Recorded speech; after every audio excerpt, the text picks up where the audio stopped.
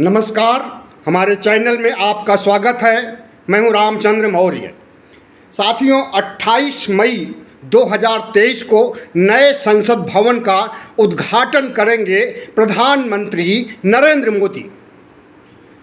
भारतीय संविधान के अनुसार इस देश का पहला नागरिक राष्ट्रपति होता है और सबसे बड़ा संवैधानिक पद राष्ट्रपति का होता है। लेकिन हमारे प्रधानमंत्री नरेंद्र मोदी जो अपने को चौकीदार, प्रधान सेवक, तो क्या क्या बहुत कुछ कहते हैं। आपने सुना होगा पिछले 9-10 सालों से वे अपने को राष्ट्रपति से भी बड़ा मानते हैं। और जिस संसद भवन की शुरुआत में ही प्रधानमंत्री नरेंद्र मोदी उद्घाटन के लिए आत्ममुग्ध हैं और जबरन विपक्ष के विरोध के बावजूद जबरन उद्घाटन करने के लिए तैयार हो गए हैं। और जिस तरह से कार्ड भेजे जा रहे हैं मंत्रियों को, सांसदों को और पार्लियामेंट से जुड़े हुए कर्मचारियों को, हर कोई, यहाँ तक कि नए पार्लियामेंट का निर्माण करने वाले कारीगरों को भी कार्ड भेजा गया है, उन्हें बुलाया गया है, उन्हें सम्मानित किया जाए। लेकिन राष्ट्रपति को कार्ड नहीं भेजा गया है। न तो उद्घाटन करने के लिए कार्ड भेजा गया है और न उस उद्घाटन के जश्न में शामिल होने के लिए उन्हें बुलाया गया है। तो साथियों, भारत का लोकतंत्र, भारत का संविधान और भारतीय गणराज्य को नज़रअंदाज करके प्रधानमंत्री नरेंद्र मोदी जिस तरह से मनमानी कर रहे हैं, क्या यह उचित है? राष्ट्रपति को सम्मान नहीं दिया जा रहा है। सम्मान की तो बात दूर, राष्ट्रपति को अपमानित किया जा रहा है इस नए संसद भवन की वजह से। तो प्रधानमंत्री नरेंद्र मोदी एक आदिवासी महिला को राष्ट्रपति तो बनाते हैं, उस समय बड़े गाजे बाजे के साथ द्रौपदी मुर्मू का शुद्धिकरण किया जाता है, क्योंकि वह नीच जाति में आदिवासी दलित परिवार से आई हुई महिला थी। उसका शुद्धिकरण किया गया ब्राह्मणी पद्धति से और उसके बाद राष्ट्रपति बनाया गया। और आज उसी राष्ट्रपति को तवज्जो नहीं दी जा रही है, बल्कि अपमानित किया जा रहा है। तो क्या ऐसे में अगर राष्ट्रपति अपने पद की गरिमा को देखते हुए, अपने अपमान और अपनी मानहानि को देखते हुए राष्ट्रपति पद से इस्तीफा दे दें, तो कोई आश्चर्य की बात नहीं होगी और एक बहुत बड़ा धमाका होगा नरेंद्र मोदी के खिलाफ। नरेंद्र मोदी की कुटिल नीतियां जिस तरह से इस देश को बर्बाद कर रही हैं, उसी तरह से हमारे संवैधानिक मूल्यों को, संवैधानिक संस्थाओं को और यहाँ तक कि राष्ट्रपति जैसे गरिमामय पद को भी कलंकित कर रही है। तो प्रधानमंत्री नरेंद्र मोदी 28 मई को नए संसद भवन का उद्घाटन करेंगे। आपको बता दें कि 970 करोड़ में नया संसद भवन बनकर के तैयार हुआ है। उसे पूरा सेंट्रल विस्टा प्रोग्राम जो नरेंद्र मोदी ने दूसरे कार्यकाल के दौरान लाया था 2019 के बाद, उस पर खर्चे 13,000 करोड़ से कहीं ज़्यादा हुए हैं और ये खर्चे बढ़ भी सकते हैं। लेकिन हम संसद भवन की ही आज बात करेंगे। तो जो संसद भवन 970 करोड़ में बन करके तैयार हुआ है, वो संसद भवन के लिए पैसा, फंडिंग प्रधानमंत्री नरेंद्र मोदी के पिता दामोदर मोदी ने नहीं दिया है।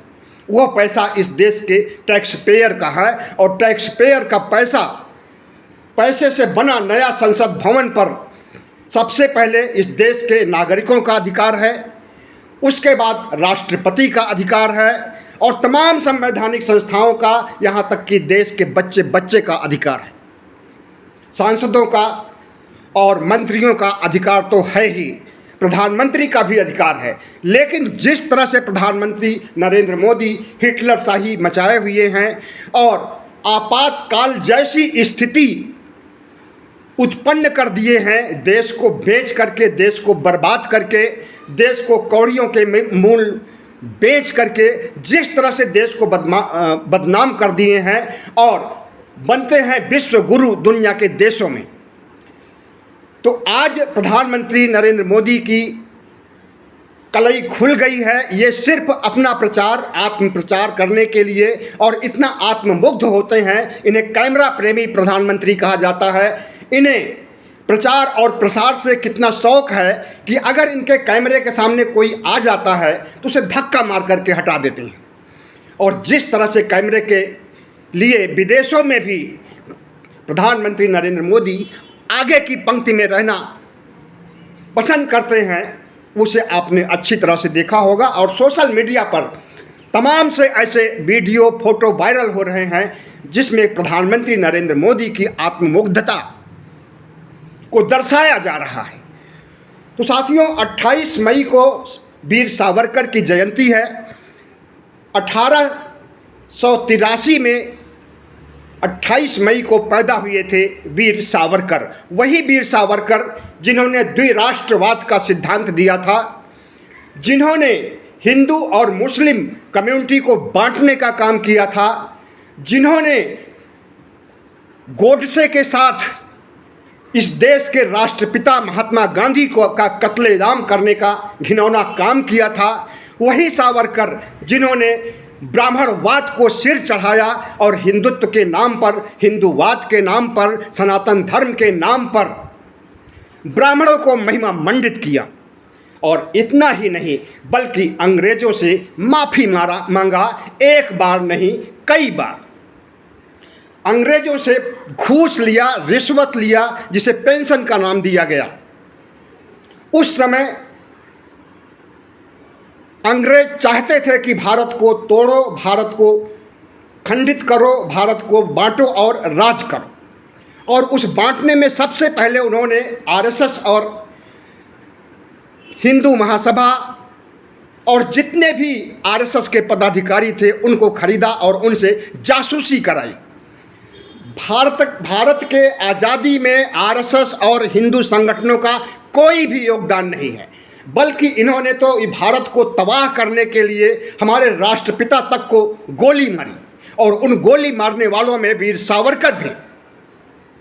हालांकि पुख्ता सबूत इनके खिलाफ नहीं मिले, ये बच गए, लेकिन गोडसे और गोडसे के साथ एक और व्यक्ति, उसको फांसी की सज़ा मिली और बाल बाल बचे हैं वीर सावरकर। उन्हीं सावरकर के जन्मदिन पर राष्ट्रपति को नज़रअंदाज करते हुए प्रधानमंत्री नरेंद्र मोदी संसद भवन का उद्घाटन करने जा रहे हैं। आरएसएस जाएगा, बीजेपी जाएगी संसद भवन के उद्घाटन में, कार्यक्रम में, जश्न में, लेकिन विपक्ष नहीं जाएगा। कांग्रेस पार्टी सहित करीब 20 पार्टियां हैं जिन्होंने घोषणा कर दी है कि हम इस अवैधानिक, असंवैधानिक निर्णय पर प्रधानमंत्री की आत्ममुग्धता पर मुहर लगाने का काम नहीं करेंगे। अगर हम जाएंगे तो ये माना जाएगा कि हम प्रधानमंत्री नरेंद्र मोदी के साथ हैं। तो 20 दलों ने लिखित रूप से चेता दिया है प्रधानमंत्री नरेंद्र मोदी को कि वह इस कार्यक्रम में, संसद भवन के उद्घाटन में नहीं जाएंगे।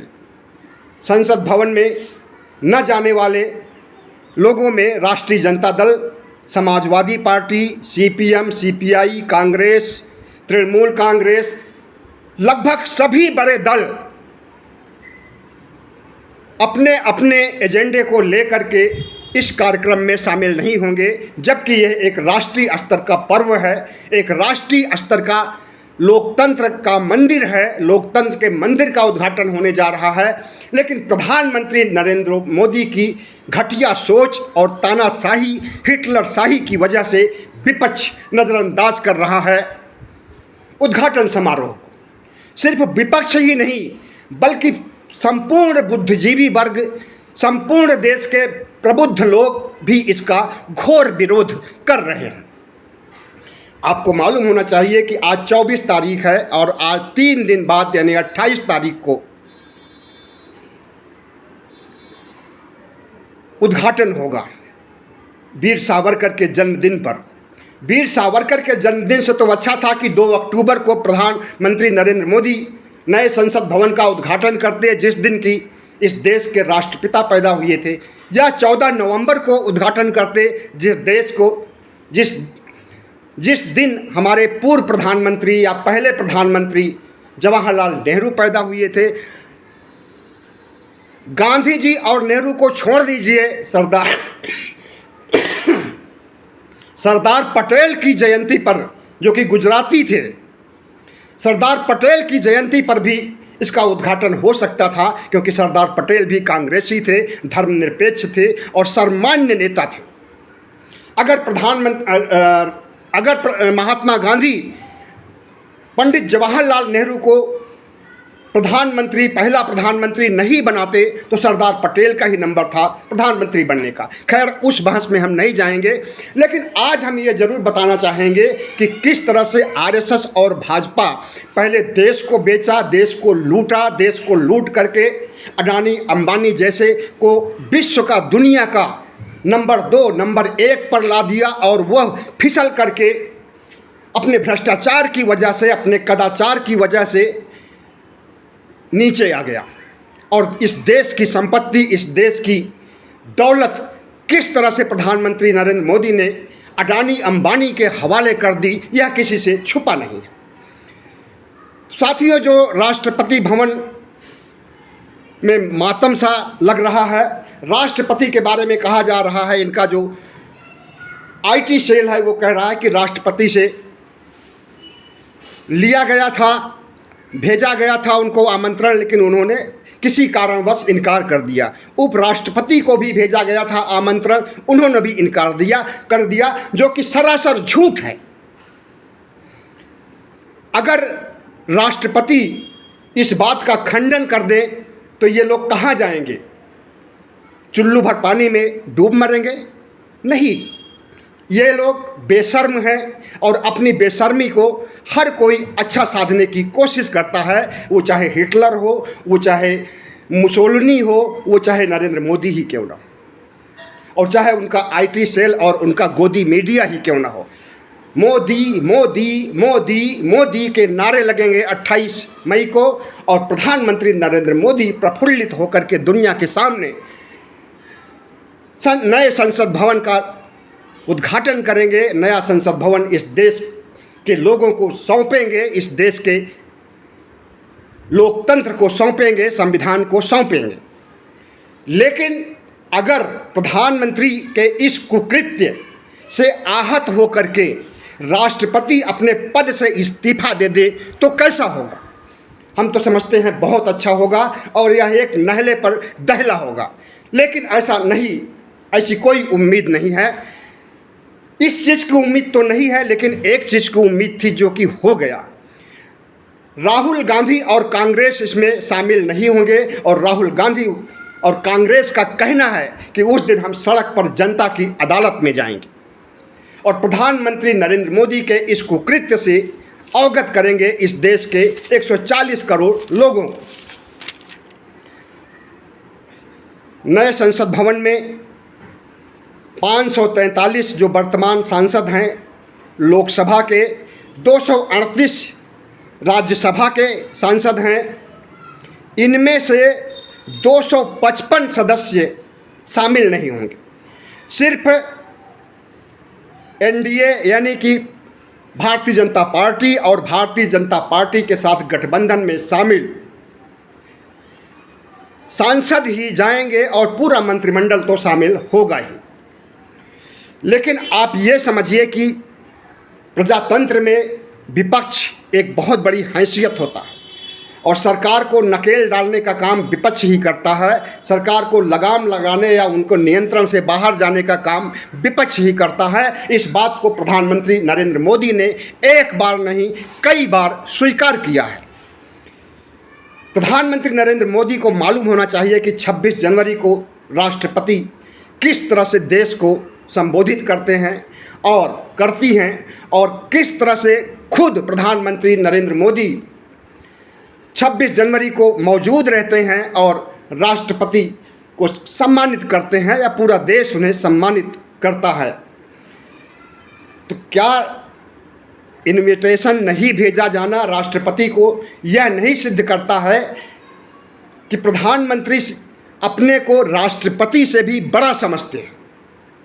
और बड़ा समझने की इसी हिमाकत में, इसी ठसक में ऐसे ऐसे निर्णय ले लेते हैं, वो चाहे राम मंदिर का शिला पूजन करने की बात रही हो, वहाँ पर भी पहली बात तो सरकार के किसी प्रतिनिधि या संवैधानिक पद पर बैठे किसी व्यक्ति को मंदिर जैसे मामलों में भूमि पूजन या नींव पूजन करने की कोई ज़रूरत नहीं है, क्योंकि यह देश संविधान धर्मनिरपेक्ष है। धर्मनिरपेक्ष संविधान के होने के बावजूद ऐसी हिमाकत किया प्रधानमंत्री नरेंद्र मोदी ने कि खुद आगे आए और राम मंदिर का श्रेय लेने के लिए कि राम मंदिर मैंने बनाया, मैंने शिलान्यास किया, मैं ही उद्घाटन भी करूंगा, तो इसका श्रेय लेने के लिए वो आए और वहाँ पर भी राष्ट्रपति को नहीं आमंत्रित किया गया था। तो साथियों, अब तक यह दिल्ली, देश की राजधानी दिल्ली लुटियन की दिल्ली के नाम से जानी जाती थी। लुटियन एक आर्किटेक्ट थे ब्रिटिश काल के, जिन्होंने की पूरी दिल्ली का डिज़ाइन किया था, खास करके वीआईपी जितने भी बिल्डिंगें हैं संवैधानिक स्तर पर और संसद भवन के साथ साथ जितने भी बड़े बड़े महल हैं, सरकारी महल हैं, उन सब की डिज़ाइन किया था, आर्किटेक्ट का काम किया था लुटियन ने। और उस लुटियन की जगह क्या अब मोदी की दिल्ली मानी जाएगी? लुटियन का नाम लोग भूल जाएंगे। अब मोदी मोदी मोदी इतिहास में शामिल हो जाएंगे। दिल्ली के विकास या दिल्ली को भव्य बनाने या दिल्ली को प्रतिष्ठित करने के लिए एक शिल्पकार के रूप में जाने जाएंगे प्रधानमंत्री नरेंद्र मोदी। मार्च में नए संसद भवन में प्रधानमंत्री नरेंद्र मोदी रातों रात जाते हैं और वहाँ साथ जाते समय लोकसभा अध्यक्ष बिरला भी होते हैं, लेकिन बिरला की तस्वीर कहीं नहीं आती है। पूरे संसद भवन में सिर्फ प्रधानमंत्री नरेंद्र मोदी घूमते हुए नज़र आते हैं, निरीक्षण करते हुए नज़र आते हैं और लोकसभा अध्यक्ष को भी नज़रअंदाज करते हैं। लेकिन जिस तरह से पीएम मोदी ने इस अपनी प्रसिद्धि के लिए संसद भवन और सेंट्रल विस्टा प्रोग्राम को लाए हैं और लुटियन का नाम मिटाने के लिए लाए हैं, और इस बेस पर लाए हैं, इस आधार पर लाए हैं कि गुलामी का प्रतीक है संसद भवन, गुलामी का प्रतीक है लाल किला, गुलामी का प्रतीक है ताजमहल, गुलामी का प्रतीक है कुतुब मीनार। तमाम ऐसे बड़ी बड़ी धरोहर हैं जो कि गुलामी का प्रतीक हैं, और उस गुलामी के प्रतीक से मुक्ति पाने के लिए ब्रिटिश काल की गुलामी का प्रतीक अभी का संसद भवन है, जिसमें अभी तक संसद सत्र हुआ करते थे, लेकिन इसे अब गुलामी का प्रतीक कहा जा रहा है। इनका ट्रोल मीडिया और इनके आईटी सेल के लोग यही सब बातें उछाल रहे हैं। तो इस गुलामी के प्रतीक से मुक्ति पाने के लिए प्रधानमंत्री नरेंद्र मोदी ने संसद भवन बनाया और सेंट्रल विस्टा प्रोग्राम के तहत तमाम हाई कोर्ट, सुप्रीम कोर्ट और तमाम बिल्डिंग्स बनाने का काम किया वीआईपी एरिया में। प्रगति मैदान से लेकर के प्रधानमंत्री निवास तक, या यूं कहें कि लगभग 10 किलोमीटर के दायरे में जितनी बिल्डिंग बनाने का काम कोरोना काल से हो रहा है। आपको मालूम होना चाहिए कि कोरोना काल में ही नए संसद भवन का निर्माण शुरू हुआ था, और उसी कोरोना काल में 3 किसान बिल लाए गए थे, जिसे किसानों ने काले कानून कहे थे। तो साथियों, जिस तरह से प्रधानमंत्री नरेंद्र मोदी ताली और थाली बजवाते हैं अपनी उपलब्धियों का बखान करने के लिए, कोरोना को भगाने के लिए, कोरोना ताली और थाली बजाने और दिया जलाने से भाग जाएगा, ऐसा उनका विचार है। और उनके विचार से सहमत उनके अंधभक्त भी हैं, उनके अनुयायी भी हैं, ब्राह्मण भी हैं, सवर्ण जातियों के लोग भी हैं जो कि उनके पागलपन का समर्थन करते हैं। और उसी पागलपन को आगे बढ़ाने के लिए मोदी मोदी मोदी करते रहते हैं। तो साथियों, प्रधानमंत्री नरेंद्र मोदी को अगर दिल्ली के मुख्यमंत्री ने चौथी पास राजा कह करके संबोधित किया और एक गंवार राजा साबित किया है तो अच्छा ही किया। हमें तो लगता है कि प्रधानमंत्री का मानसिक संतुलन इतना बिगड़ गया है कि उन्हें इलाज कराने की ज़रूरत है, क्योंकि राष्ट्रपति जैसे महामहिम जैसे पद को नज़रअंदाज नहीं किया जा सकता है। और महामहिम द्रौपदी मुर्मू इस वक्त को, इस मातम को कैसे झेल पा रही हैं अच्छी तरह से समझा जा सकता है। लेकिन अब संवैधानिक पद पर हैं, हाथ बंधे हुए हैं, तो कुछ कर भी नहीं सकती हैं, इस्तीफा दे सकती हैं, लेकिन हमें नहीं लगता कि इस्तीफा भी दे पाएंगी, क्योंकि प्रधानमंत्री नरेंद्र मोदी इतना शक्तिशाली और इतने बड़े जन नेता बन चुके हैं, इनके साथ इतनी शक्तियां जुड़ी हुई हैं कि किसी की हिम्मत नहीं है कि इनके खिलाफ आवाज़ उठा सके या इनके खिलाफ कोई कार्रवाई, बड़ी कार्रवाई कर सके। तो साथियों, 45 करोड़ रुपए में केजरीवाल मुख्यमंत्री आवास का निर्माण करते हैं, तो उसके लिए पूरा आरएसएस, पूरा बीजेपी, पूरा इनका आईटी सेल केजरीवाल के पीछे पड़ जाता है। यहाँ तक कि इनके पूरा मंत्रिमंडल भी केजरीवाल के पीछे हाथ धो करके पड़ जाता है कि कैसे 45 करोड़ रुपए इन्होंने खर्च किए। और आज जब 970 करोड़ रुपए संसद भवन पर खर्च किए गए हैं और इसके उद्घाटन के लिए, इसके इनाग्रेशन के लिए राष्ट्रपति तक को अपमानित कर रहे हैं, तो इस पर कोई सवाल नहीं उठाने वाला है। न तो आरएसएस थे, न तो हिंदू कट्टरपंथी की संस्थाओं की ओर से, और न मंत्रिमंडल की ओर से कोई भी आवाज़ उठाने वाला नहीं है। साथियों, देखते रहिए 2024 तक क्या होता है और यह देश कहां से कहां जा रहा है, इसको भी अच्छी तरह से समझते रहिए। आपको तो पता ही है कि इस देश में अघोषित इमरजेंसी चल रही है, अघोषित लोकतंत्र के खिलाफ अघोषित कार्यक्रम हो रहे हैं।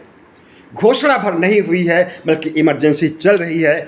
1975 में घोषणा हुई थी, लेकिन 2014 से कोई घोषणा नहीं हुई है, लेकिन इमरजेंसी चल रही है। वो चाहे नोटबंदी का मामला हो, वो चाहे जीएसटी का मामला हो, वो चाहे तमाम वादों का मामला हो, काले धन का मामला हो, 15 लाख का मामला हो, स्मार्ट सिटी का मामला हो, बुलेट ट्रेन का मामला हो, हर मामलों में प्रधानमंत्री नरेंद्र मोदी फिसड्डी साबित हुए हैं। और सबसे बढ़कर अगर उन्होंने राष्ट्रपति का अपमान किया है तो इसको इस देश की जनता बर्दाश्त नहीं करेगी। राष्ट्रपति का अपमान नहीं सहेगा हिंदुस्तान। बहुत बहुत धन्यवाद। हमारे चैनल को सब्सक्राइब कीजिएगा, लाइक कीजिएगा और शेयर कीजिएगा, ताकि हमारी आवाज़ दूर दूर तक जा सके। आपको ऐसी बातें गोदी मीडिया बताने वाला नहीं था। बहुत बहुत धन्यवाद।